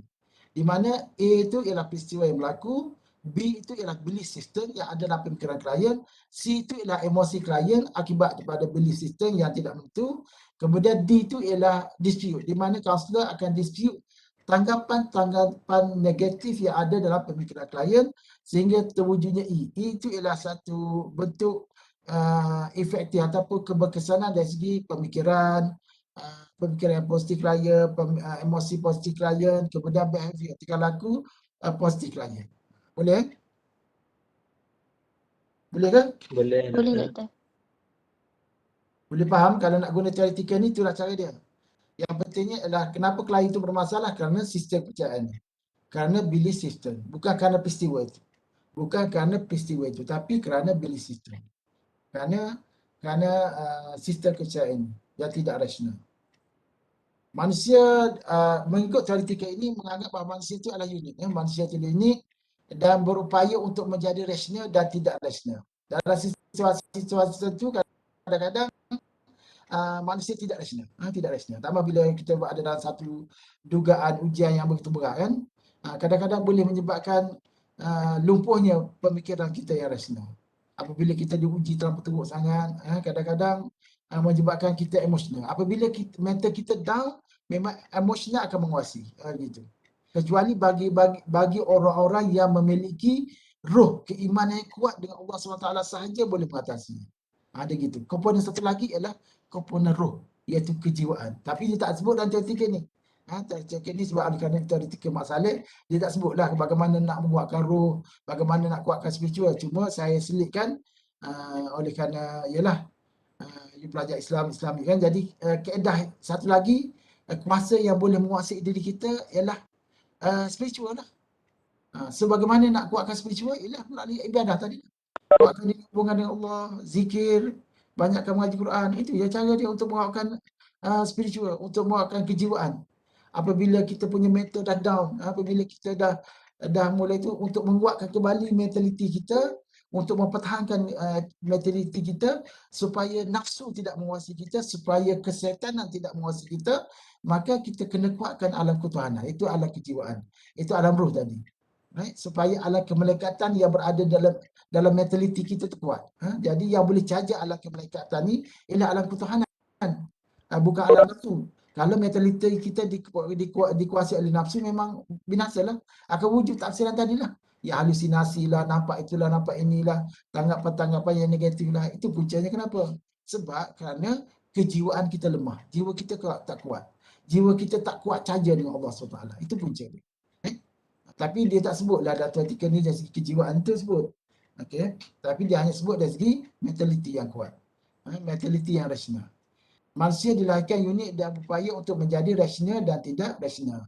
Mereka juga boleh jadi kreatif dan destruktif. Maksudnya dia boleh pasif ataupun boleh jadi, orang kata, jadi blank, jadi block, jadi hilang punca, jadi hang, jadi burn out. Dia boleh jadi juga gitu.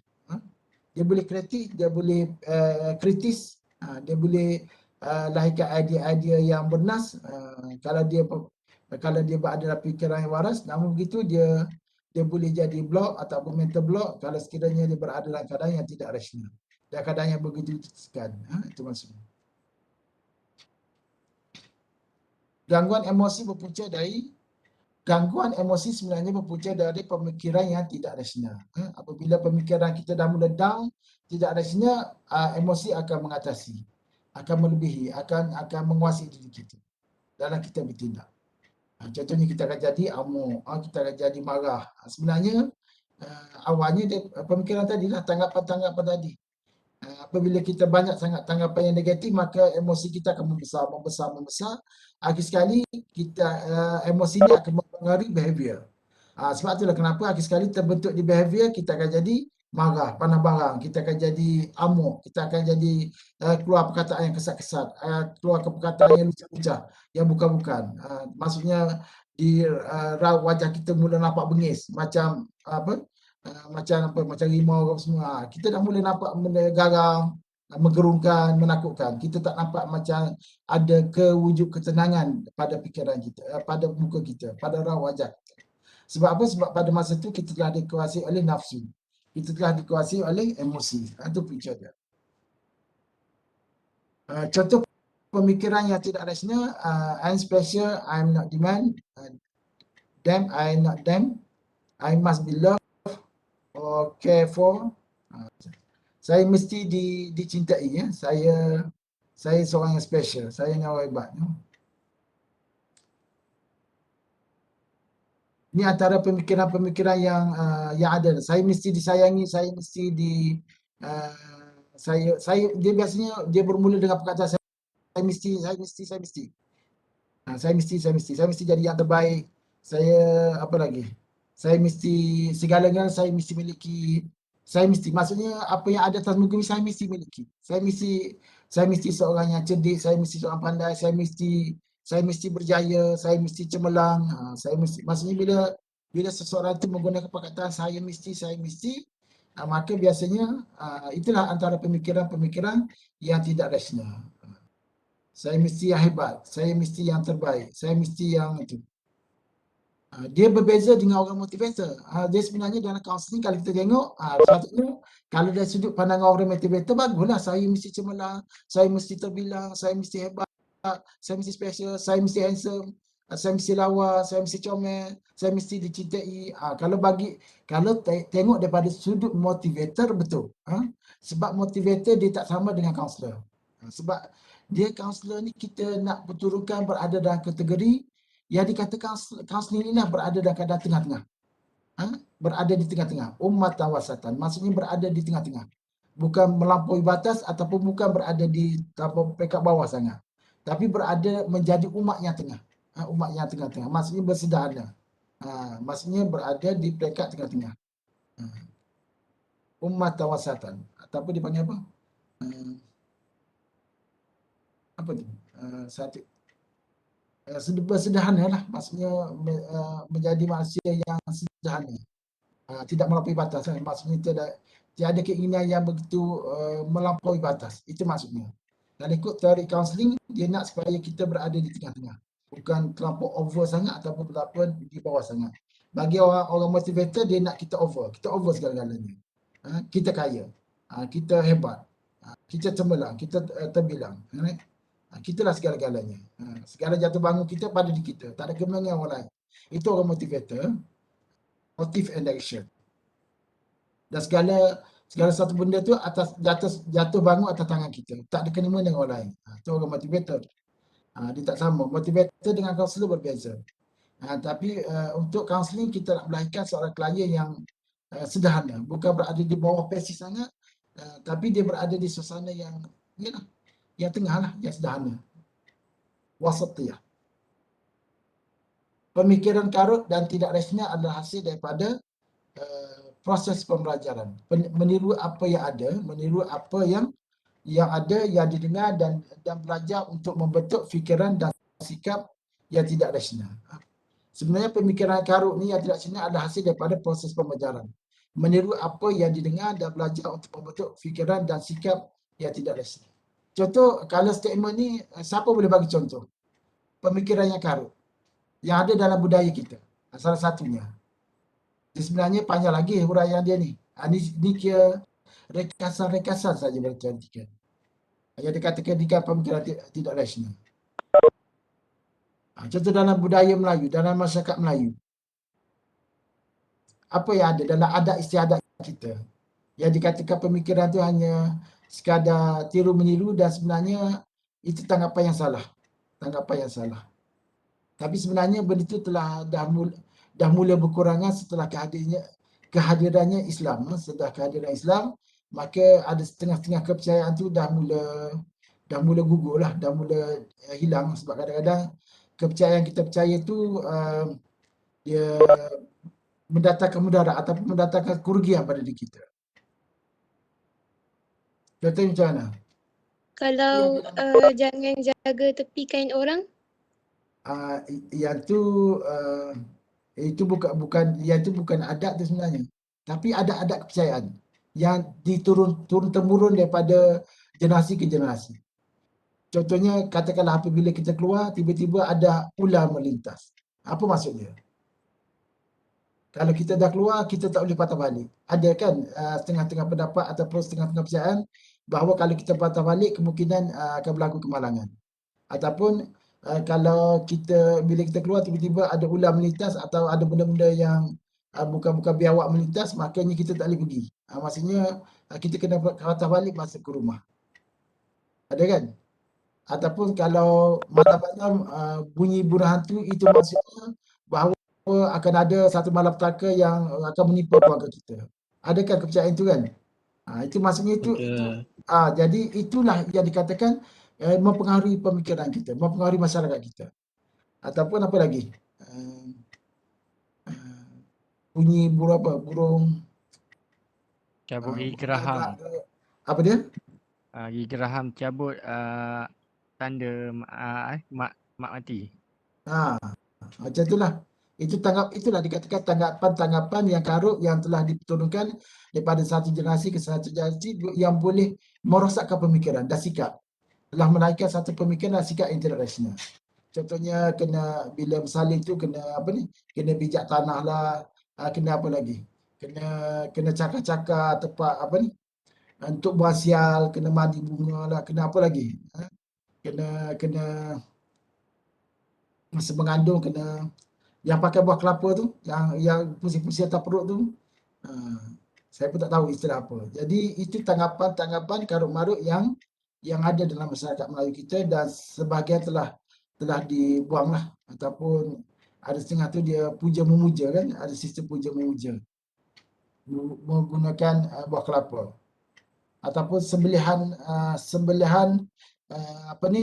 memberi sembelihan kerbau kepada laut untuk supaya mempermudahkan nelayan pergi memukat dan mendapatkan ikan di lautan. Jadi kita kena sembelihkan kerbau dan dihanyutkan ke laut.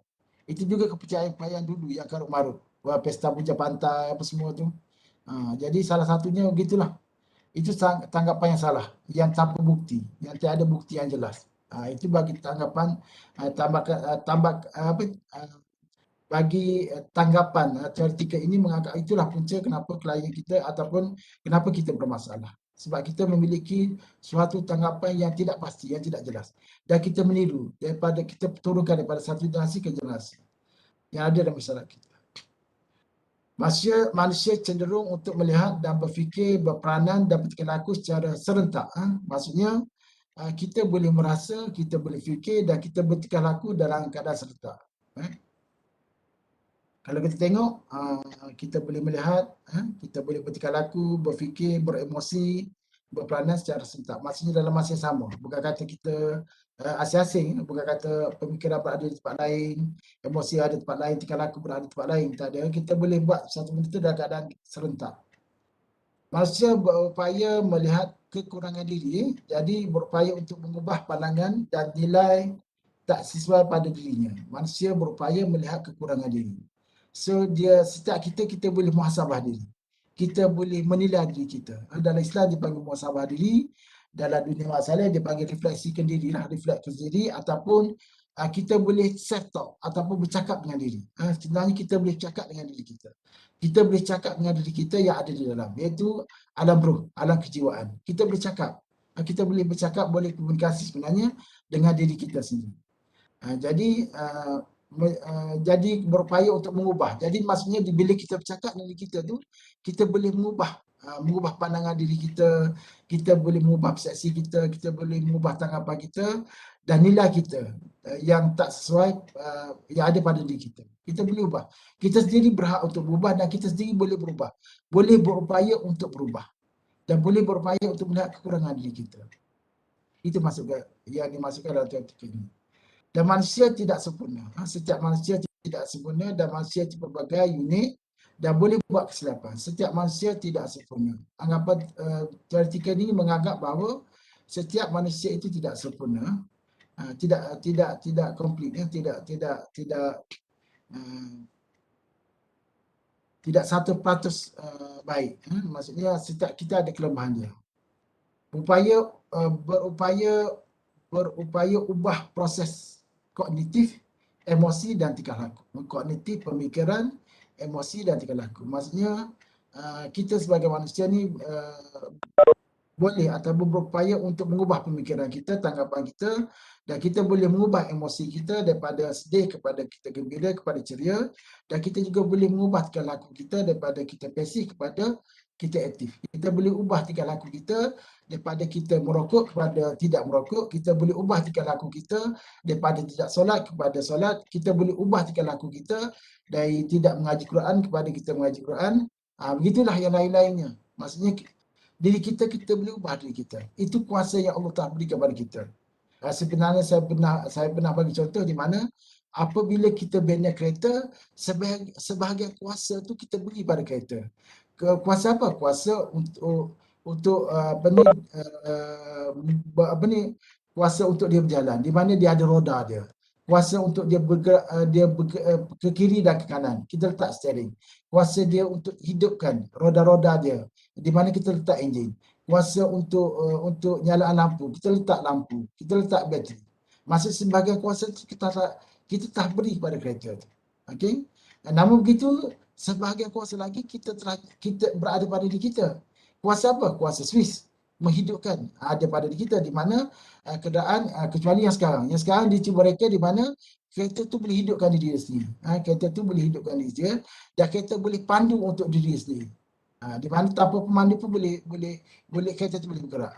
Tapi nak ceritanya kita dah mula bagi sikit kuasa pada kereta tu untuk dia berdikari untuk kita. Tapi sebenarnya sebahagian kuasa lagi kita juga kontrol.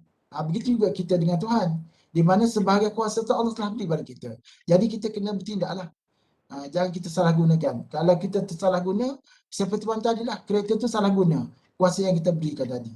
Ataupun kita musnahkan kuasa-kuasa yang Allah telah beri pada kita. Allah telah bagi kehidupan pada kita pergi bunuh. Apa lagi? Tangan kita ataupun kulit tubuh badan kita, ya Allah bagi cantik-cantik, kita potong sana, kita potong sini, kita modify sana, kita modify sini, ubah paras kita tukar sana, kita tukar sini. Jadi tak boleh, benda itu salah. Jadi apa sebahagian yang telah Allah telah bagi pada kita tu kita kena jaga sebaik mungkin. Supaya Allah tidak kecewa dengan kita, supaya Allah tidak membenci kita, supaya Allah tidak menghukum kita dengan hukuman yang bukan-bukan, supaya Allah meredai kita, menunjukkan kita, menyayangi kita. Jadi kita kena buatlah, kita kena jagalah apa yang Allah beri kepada kita. Seperti mana kereta tadi dia kena jaga. Kalau sekiranya mana-mana komponen tu rosak ataupun ada masalah, jadi si tuan kereta tu akan bermasalah juga. Tuan kereta tu akan jadi emosional lah. Akan jadi sakit hati, maksud gitu. Akan rasa kecewa, akan rasa geram. Apabila kereta tu mula rosak, apabila kereta tu bermasalah. Apabila kereta tu dah mula bermasalah, sebab mana kita bermasalah dengan Allah, maka Allah pun mula tidak suka kita lah. Jadi aplikasi RBT bersifat multimodal dan integratif, gunakan pelbagai teknik melibatkan aspek kognitif, efektif dan tingkah laku yang dipadankan dengan keperluan klien. Kemudian namun penekanannya adalah mengubah cara berfikir daripada pemikiran tidak rasional kepada rasional.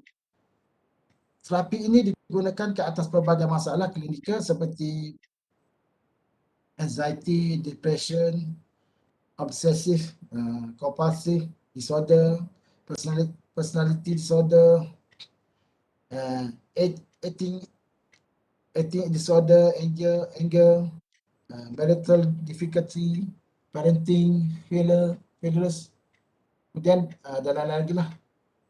Ini yang saya sebut tadi, yang RBT tadi, tiga RBT tadi, yang saya kata A, B, C, D, E.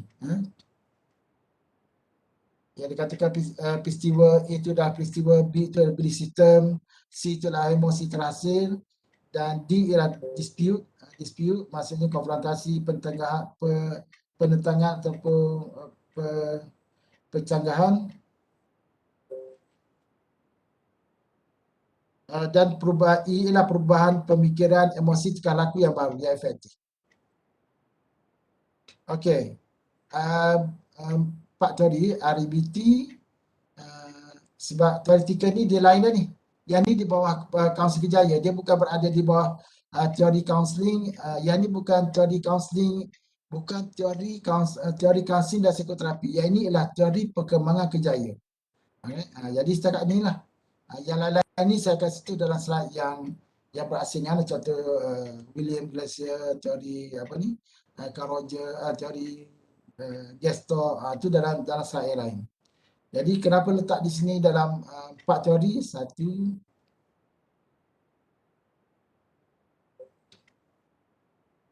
2, 3, 4. Ada 4 teori sini, okey. Ada 4 teori. So, last kali RBT. So, ada soalan nak tanya tentang RBT? Ada nak tanya ke tentang RBT? Sebelum kita akhiri kelas kita pada petang ni? Ada soalan ke?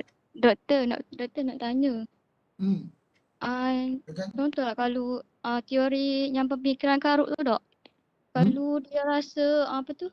Dia gelisah, lepas tu dia rasa debok, lepas tu dia rasa macam ada sesuatu yang buruk berlaku pada dia dok. Kalau kita orang Islam ke kita zikir lah baca Quran. Tapi kalau untuk orang non-Muslim macam mana? Orang non-Muslim Doktor dia faham tak? ya, saya faham. Kalau kita orang Islam ni biasa untuk mententeramkan diri kita, biasanya kita akan menggunakan secara Islami lah kan, maksudnya spiritual lah. Kita memperkuatkan spiritual kita di mana kita berzikir, kita mengaji Quran, kita kuatkan ibadah kita kan untuk kita tenteram kan. Kalau non-Muslim biasanya dia guna pemikirannya lah. Kalau non-Muslim biasanya dia menggunakan tablet yang sekular tu lah, maksudnya menggunakan ubat-ubatan gitu lah. Menggunakan ubat-ubatan supaya dia tenteram, sebab bagi dia punca dia bermasalah sebab pemikiran dia tadi. Jadi dia kena ambil ubat untuk mententeramkan pemikiran dia. Dia kena ambil ubat untuk kontrol di segi otak dia, pemikiran dia, saraf-saraf otak dia. Itu bagi yang non-Muslim lah. Sebab tu kenapa kalau perubatan yang medical tu, yang tidak Islami tu, dia akan menggunakan ubatan sebagai penenang. Dia akan bagi ubat-ubatan sebagai penenang supaya pemikiran dia tidak memikirkan, tidak membayangkan benda macam tu. Dia ada ubat-ubatan dia. Itu yang bukan non-Muslim lah. Sebab tu kenapa kadang-kadang bila non-Muslim, apabila berlaku kes-kes yang tadi, kebimbangan, kerisauan, kecelaruan dari si pemikiran tu, kebiasaannya kita doktor akan bagi ruang. Nak rawat secara Islami ke ataupun nak rawat secara medikal, masih perubatan. Maksudnya kalau nak rawat secara Islami, kena balik amal berapa zikir, berapa zikir-zikir tertentu, surah-surah ayat-ayat tertentu, sehingga mendatangkan ketenteraman pada diri. Itu cara Islami.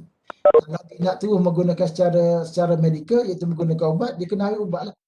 Apabila dia rasa tidak tenteram, dia ambil ubat. Tapi kadang-kadang risiko lah ubat tu. Sebab dia memberi serangan kepada saraf kan, dia beri efek pada saraf. Dia sama ada boleh terlampau ataupun terkurang. Ataupun yang terlampau tu kadang-kadang dia boleh berganda atau boleh berganda. Boleh menggandakan efek itu, kesan itu. Boleh ke yang bertanya?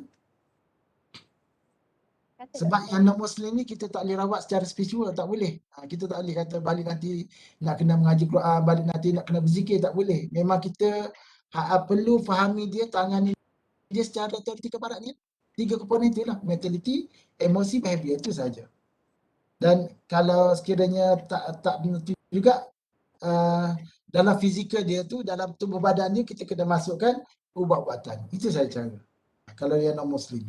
Tapi kalau yang Islam, kita ada satu lagi pilihan, iaitu secara menguatkan alam roh kita. Diri kita sebenar. Kita kuatkan diri kita sebenar. Iaitu jiwa kita, roh kita. Itulah diri kita sebenar. Diri kita bukan mental, diri kita bukan emosi, diri kita bukan jasad. Sebab jasad kita adalah tanah.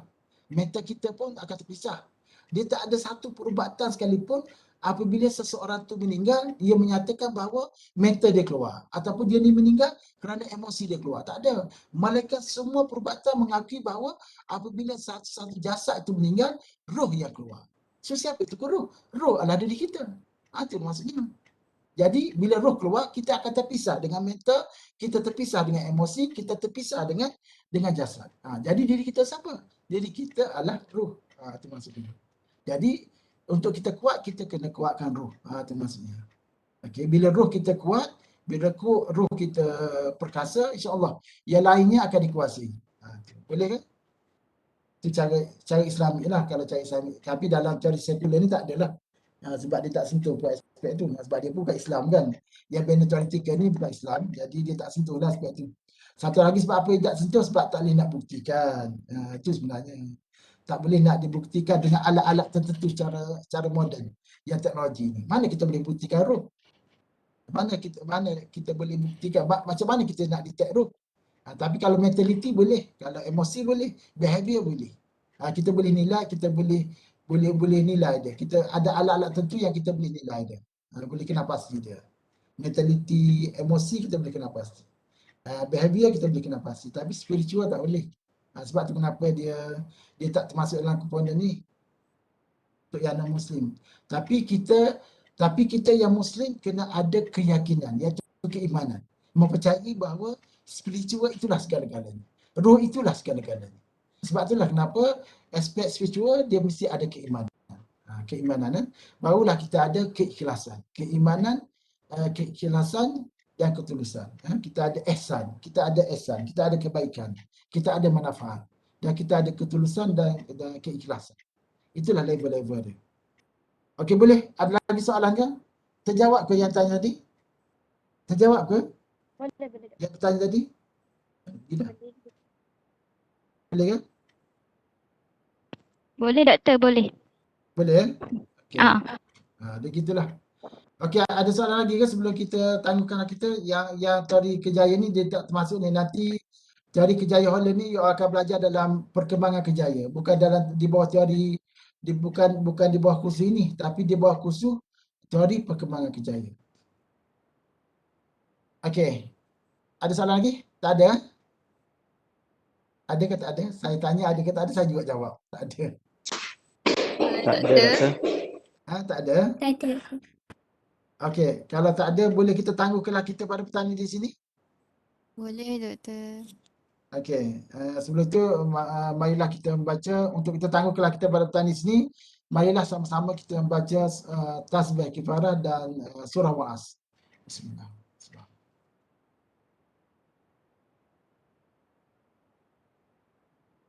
Bismillah. Bismillah.